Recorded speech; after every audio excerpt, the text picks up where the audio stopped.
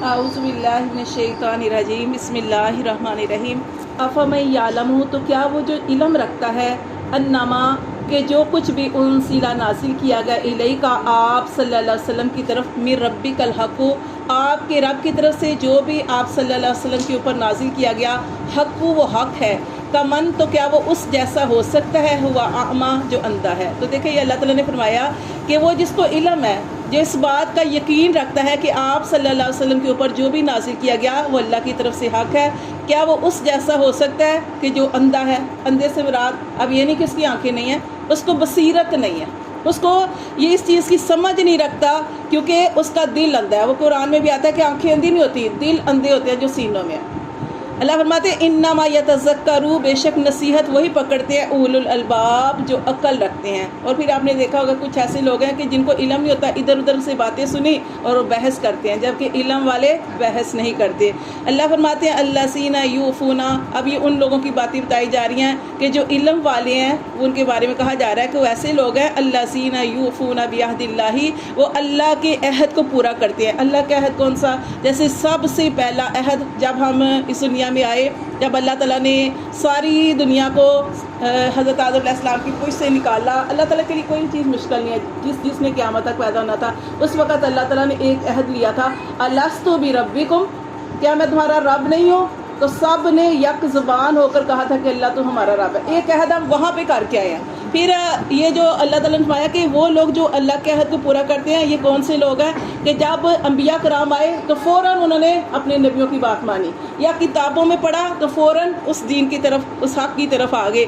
और इसके अलावा एक तो अल्लाह के साथ अहद है, एक बंदों के साथ अहद। अगर किसी इंसान के साथ भी अहद किया तो उस अहद को भी पूरा करते हैं। तो ये उनकी सिफ़ात बताई जा रही है कि वो लोग यूफूना, जो पूरे करते हैं बिअहदिल्लाहि, अल्लाह के अहद को, वला यनकुज़ूनल मीसाक, और वो नहीं तोड़ते पक्का वादा करने के बाद। जब किसी से अहद किया, अहद क्या होता है? गिरा लगाना, पक्का अहद करना कि मैं ये काम ज़रूर करूँगी, ठीक है। तो अल्लाह फरमाते हैं कि ये लोग ऐसे हैं कि अपने अहद को नहीं तोड़ते। वल्लज़ीना यसीलूना, और वो लोग जो मिलाए रखते हैं, जोड़े रखते हैं, मा अमरल्लाहु, जिसका हुक्म दिया अल्लाह ने, बिही, उसका, अन यूसला, ये के जोड़े रखें। तो ये सिला रहमी के बारे में आ रहा है। सिला रहमी क्या है? अब ये नहीं है कि अच्छे के साथ अच्छा करना, अच्छे के साथ सारे ही अच्छा करते हैं। सिला रहमी ये है बुरे के साथ अच्छा करना। तो यहाँ पे सिला रहमी की आपको पहले बताया हुआ है कि सिला रहमी करने के 3 फ़ायदे होते हैं। क्या फ़ायदे होते हैं? कि जो सिला रहमी करता है, अपने बुरे रिश्तेदारों के साथ अच्छा सलूक करता है, सबसे बड़ी बात उसके रिस्क में बरकत होती है, और अल्लाह उसकी उम्र में बरकत डाल देते हैं। और तीसरी चीज़, वो बुरी मौत नहीं मरता। तो ये 3 चीज़ें जो है ना सिला रहमी करने वाले को मिलती हैं। ये बहुत मुश्किल है, कोई आपके साथ रखना भी नहीं चाहता। पर बाकी ऐसा होता है जैसे आप बता रही हैं, तीनों फायदे होते हैं, रखना नहीं चाहता, लेकिन आपने अल्लाह की रज़ा के लिए, ये अल्लाह ताला इल्म वालों की बात बता रहे हैं कि जो समझने वाले हैं, अल्लाह ताला उनके बारे में बता रहे हैं कि वो लोग जो जोड़े रखते हैं जिस चीज़ का अल्लाह ने हुक्म दिया, अन यूसला, अल्लाह ने हुक्म दिया कि जोड़े रखो, व यख़शौना, और वो डरते भी हैं रब्बहुम, अपने रब से। वो जवाब दे सकते हैं, वो भी लड़ाई कर सकते हैं, लेकिन वो अल्लाह से डरते हुए उस हुक्म को पूरा करते हैं। व यख़ाफ़ून, डरना कैसा? देखिए डरना कैसा, एक होता है कि आपके सामने कोई डंडा लेके खड़ा है, पिस्तौल लेके खड़ा है, लेकिन नहीं, आपने किस लिए वो डरते हैं? वो अल्लाह से मोहब्बत करते हैं, और अल्लाह की मोहब्बत में ये सारे काम करते हैं। कोई ये डर नहीं है कि किसी ने जो है वो आपके साथ वो इस तरह खड़ा है, जुल्म के साथ इस तरह नहीं, वो अल्लाह की मोहब्बत में ये सारा कुछ करते हैं कि उनको पता है कि हम अल्लाह की बात मान के चलेंगे तो हमारे लिए आगे जन्नत है, क्योंकि दुनिया की ज़िंदगी ख़त्म होने वाली है, आखिरत ही की बाकी रहने वाली है। तो इसलिए वो अल्लाह के हुक्म को पूरा करते हैं डरते हुए। व यख़ाफ़ूना, और वो डरते हैं सूअल हिसाब, बुरे हिसाब से भी डरते हैं। इनकी मज़ीद सिफ़ात बताई जा रही है इल्म वालों की, वल्लज़ीना सबरू, और वो सब्र करते हैं। इब्तिगा, अब ये इब्तिगा मैंने क्यों पढ़ा कि जो तीसरा लफ्ज़ है इसके नीचे, ता के नीचे ज़ेर है, तो जब पहला हरफ खाली हो और तीसरे वर्ड को देखेंगे तो इसके नीचे जो इलामत होगी वो इस पर लगा देंगे। अगर आपने मिला के नहीं पढ़ना, अगर मिला के पढ़ेंगे तो सबरू इब्तिगा पढ़ेंगे, ठीक है। तो मैंने पढ़ा वल्लज़ीना सबरू, और वो लोग जिन्होंने सब्र किया। आगे मैं अलहदा पढ़ी इब्तिगा, तलाश करते हुए, चाहते हुए, वजही रब्बिहिम, अपने रब की रज़ा। सब्र, अब देखें कुरान के अंदर बार बार आता है सब्र के बारे में। सब्र करने वाले, जैसे हदीस में आता है कि क़यामत वाले दिन अल्लाह तबारक व तआला जब फरिश्तों को हुक्म देंगे कि फ़लाँ बंदे का हिसाब जो है वो दिखाओ, اب وہ فرشتے حساب کھولنے لگیں گے نا تو اللہ تعالیٰ فرمائیں گے فرشتوں سے، ایک بندے کو جیسے ایک بندے کو کھڑا کیا اللہ تعالیٰ نے قیامت والے دن کہ اس کا حساب جو ہے اعمال نامہ کھولا جائے. جب وہ فرشتے کھولنے لگیں گے تو اللہ تعالیٰ فرمائیں گے اے فرشتوں تمہیں پتہ ہے یہ میرا بندہ بڑا صبر کرنے والا تھا، دنیا میں بڑی تکلیفیں برداشت کر کے آیا ہے، اس نے بڑا صبر کیا، میں نے صحت بھی نہیں دی، دعائیں کرتا رہا صحت کے لیے، میں نے اسے صحت نہیں دی، اولاد مانگتا رہا، بیٹا مانگتا رہا، میں نے بیٹا بھی نہیں دیا، میں اس کے ساتھ طرح اس کو مشکلوں میں آزمائشوں میں ڈالا، اور یہ پھر بھی کہتا رہا اللہ تیرا شکر ہے، اللہ تیرا شکر ہے، یہ شکر ہی ادا کرتا رہا. اللہ تعالیٰ فرماتے ہیں اے فرشتو اس کا حساب ہی نہ کھولو، اس کا اعمال نامہ بند ہی رہنے دو، میں نے نہیں دیکھنا اس کے اعمال میں کیا ہے، اس نے بس میں نے یہ دیکھنا ہے کہ اس نے میرے ہر حکم کو مانتے ہوئے صبر کیا، تکلیفوں کو برداشت کیا، اب اس کے لیے جنت کا فیصلہ بغیر حساب کتاب کے. صبر کرنے والے دنیا میں صبر کرنے والے بغیر حساب کتاب کے جنت میں داخل ہوں گے.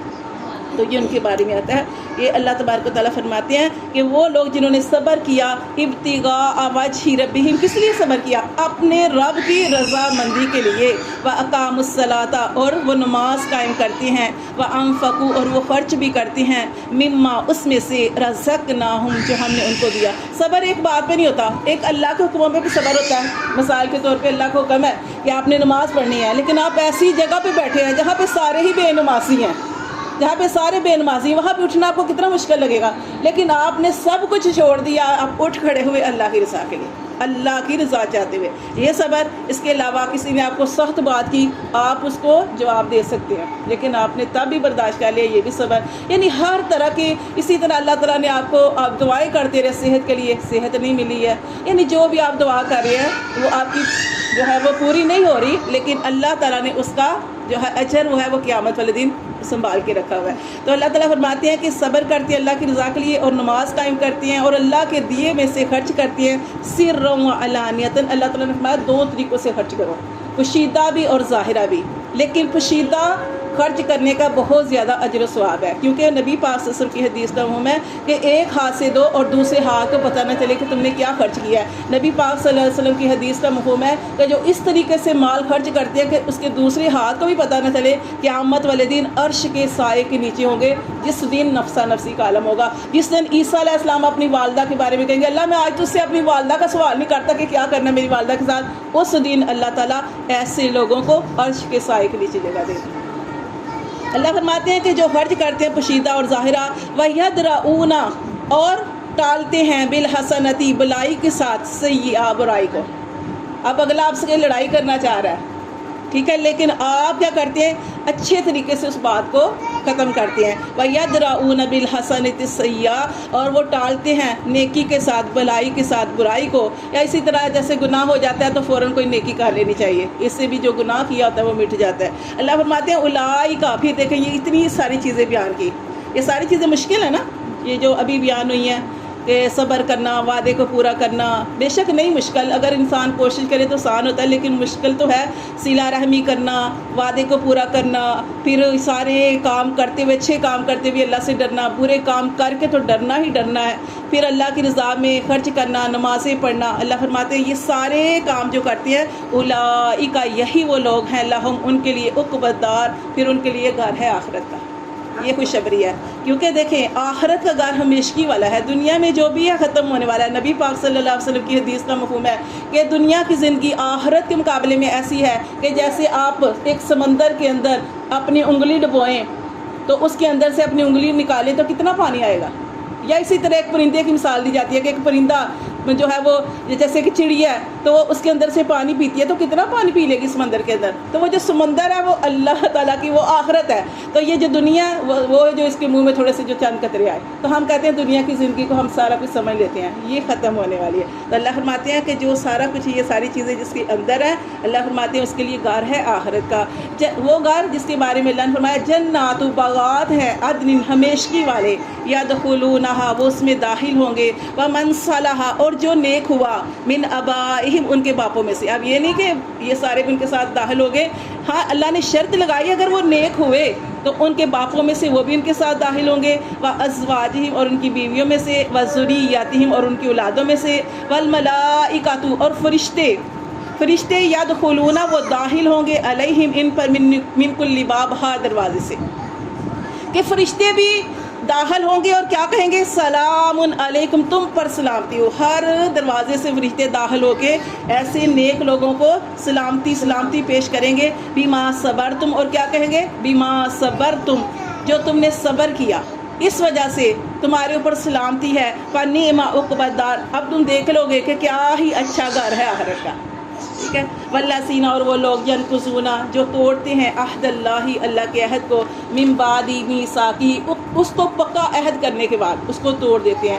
ویقطعون، اور وہ کاٹتے ہیں ما امر اللہ، جو حکم دیا اللہ نے بھی اس کو، ان یوصل، اللہ نے تو حکم دیا تھا کہ ملائے رکھنا ہے، جیسے بہن بھائی ہیں، ماں باپ ہیں، ان کے ساتھ جو ہے وہ کاٹنی نہیں ہے، ان کے ساتھ ہمیشہ مل جل کے رہنا ہے۔ دیکھیں صلہ رحمی یہی ہوتی ہے کہ آپ نے، وہ آپ کے رشتہ دار آپ کے ساتھ اچھا نہیں کر رہے، لیکن آپ نے اللہ کی، دیکھیں پیچھے ہم نے پڑھا، اپنے رب کی رضا چاہتے ہوئے ان کے ساتھ جو ہے وہ نبھانا ہے، کہ اللہ کا حکم ہے، اور یہ اللہ کا حکم پورا کرنے سے آپ کو 3 چیزیں ملیں گی جو بھی میں نے آپ کو بتائی۔ رزق میں برکت ہوگی، انسان جو ہے اس کی عمر لمبی ہوگی، اور انسان کبھی بری موت نہیں مر سکتا۔ تو ہر کوئی چاہتا ہے نا یہ ملے، تو یہ اللہ تعالیٰ فرماتے ہیں کہ یہ بہت مشکل کام ہے، لیکن اللہ تعالیٰ کا حکم ہے، اس حکم کو پورا کرنا ہے۔ لیکن جو اللہ کے عہد کو توڑتے ہیں اور جو ہے صلہ رحمی نہیں کرتے، وَيُفْسِدُونَ فِي الْأَرْضِ، اور زمین کے اندر وہ فساد کرتے ہیں، اولئک، یہی لوگ ہیں، ان کے بارے میں اللہ نے فرمایا لَهُمُ اللعنۃ، دیکھیں لعنت، ان کے لیے لعنت ہے، جو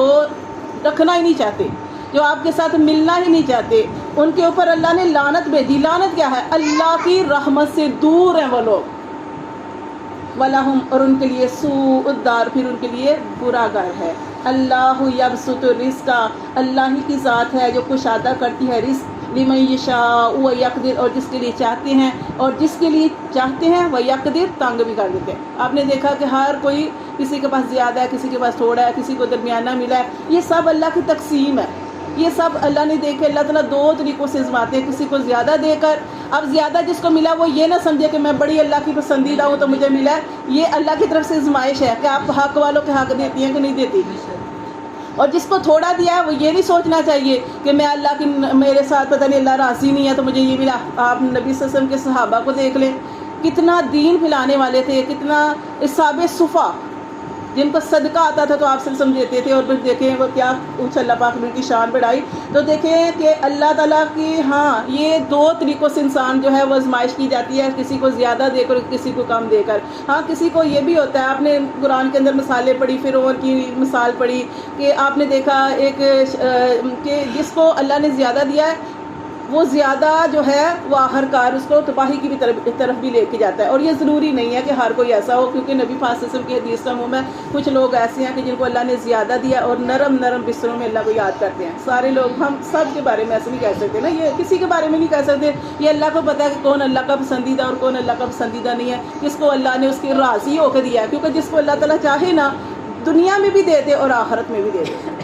تو یہ اللہ تعالیٰ فرماتے ہیں کہ یہ اللہ کی تقسیم ہے، اور اللہ تعالیٰ نے یہ بھی خوشخبری سنانی تھی نا کہ نبی پاک صلی اللہ علیہ وسلم نے ارشاد فرمایا کہ جو دنیا میں اپنی غریبی پر صبر کرتا ہے، قیامت والے دن امیروں سے 500 سال پہلے جنت میں چلے جائے گے۔ ٹھیک ہے، تو باقی لوگوں کا حساب کتاب ہوگا، اور وہ حساب کتاب ہوگا پھر وہ جنت میں جائیں گے۔ لیکن جیسے عبد الرحمن بن عوف کے بارے میں نے آپ کو بتایا تھا کہ وہ حساب دیتے، جی ہاں جی، جسے چاہے اللہ نہ لے، یہ بھی اللہ کی، یہ اللہ تعالیٰ کو پتہ ہے بھائی۔